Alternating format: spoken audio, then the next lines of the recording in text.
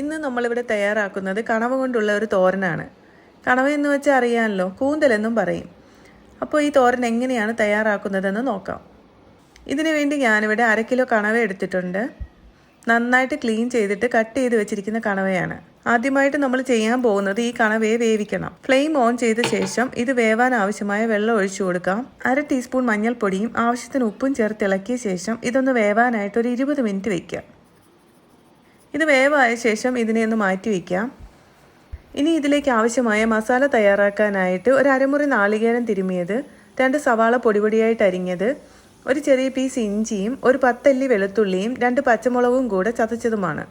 ഇനി വേണ്ടത് ഒരു വലിയ ടീസ്പൂൺ മുളക് പൊടിയും 1/2 ടീസ്പൂൺ ഗരം മസാലപ്പൊടിയും 1/2 ടീസ്പൂൺ കുരുമുളക് പൊടിയുമാണ്. മഞ്ഞൾപ്പൊടി നമ്മൾ കണവയെ നേരത്തെ ചേർത്ത് കൊടുത്തിട്ടുള്ളതുകൊണ്ട് ഇപ്പോൾ ഇവിടെ ചേർക്കുന്നില്ല. അപ്പോൾ ഇതിന് വേണ്ടിയിട്ട് മൺചട്ടി ചൂടാവുമ്പോൾ 1 ടേബിൾ സ്പൂൺ വെളിച്ചെണ്ണ ഒഴിച്ചു കൊടുക്കാം.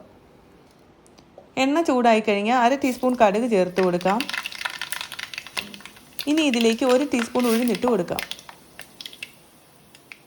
ഇത് നന്നായിട്ട് പൊട്ടിക്കഴിയുമ്പോൾ 2 വറ്റൽമുളക് ചേർത്ത് കൊടുക്കാം. ഇനി ഇതിലേക്ക് കറിവേപ്പിലയും ചേർത്ത ശേഷം സവാള അരിഞ്ഞത് ചേർത്ത് കൊടുക്കാം. നന്നായിട്ട് ഇളക്കി ചെറുതായിട്ടൊന്ന് വഴറ്റിയെടുക്കാം ഇതിനെ.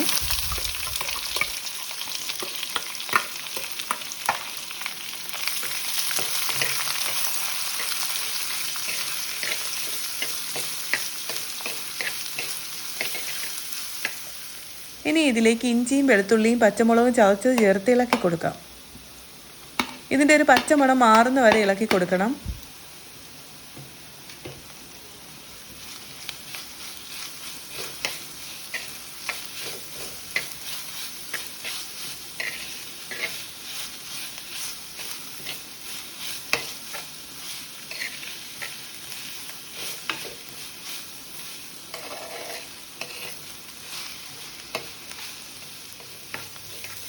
ഇനി നമ്മുടെ പൊടികളൊക്കെ ചേർത്ത് ഇത് നന്നായിട്ട് ഇളക്കി കൊടുക്കാം.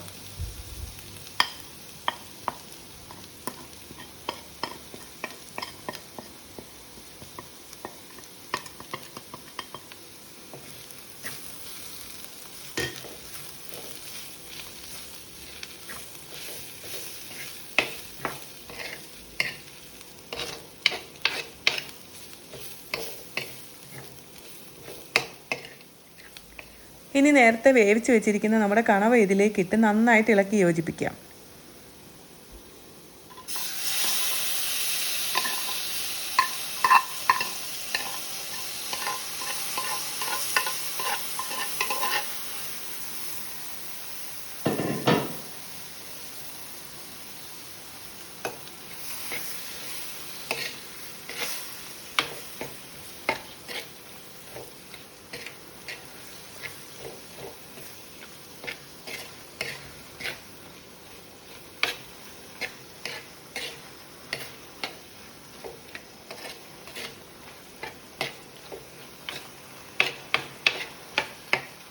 നേരത്തെ തന്നെ നമ്മൾ കണവയിൽ ഉപ്പ് ചേർത്താണ് വേവിച്ചിട്ടുള്ളത്. ഉപ്പ് കുറവാണെങ്കിൽ ആവശ്യത്തിന് ഉപ്പ് ചേർത്ത് കൊടുക്കാം.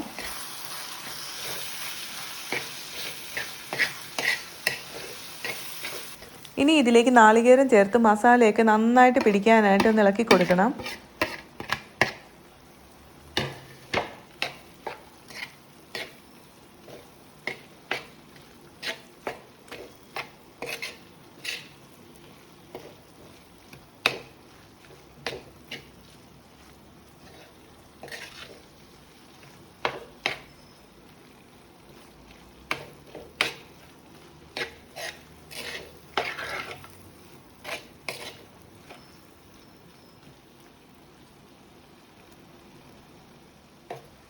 ഇനി ഇതിന് നല്ലൊരു സ്വാദിനും മണത്തിനും വേണ്ടി ഒരു 1/4 ടീസ്പൂൺ പെരുംജീരകം ചേർത്ത് കൊടുക്കാം.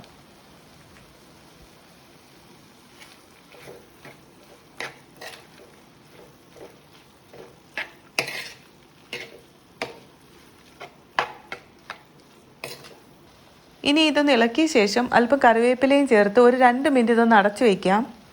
ഒരു മീഡിയം ഫ്ലെയിമിലിട്ട് വേണം കുക്ക് ചെയ്യാൻ.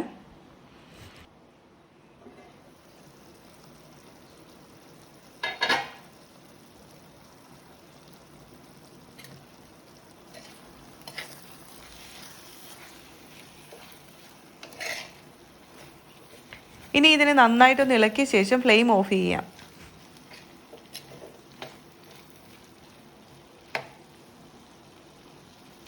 ചോറിനൊപ്പം കഴിക്കാൻ നല്ലൊരു സ്പൈസി ആയിട്ടുള്ള ഒരു തോരനാണിത്.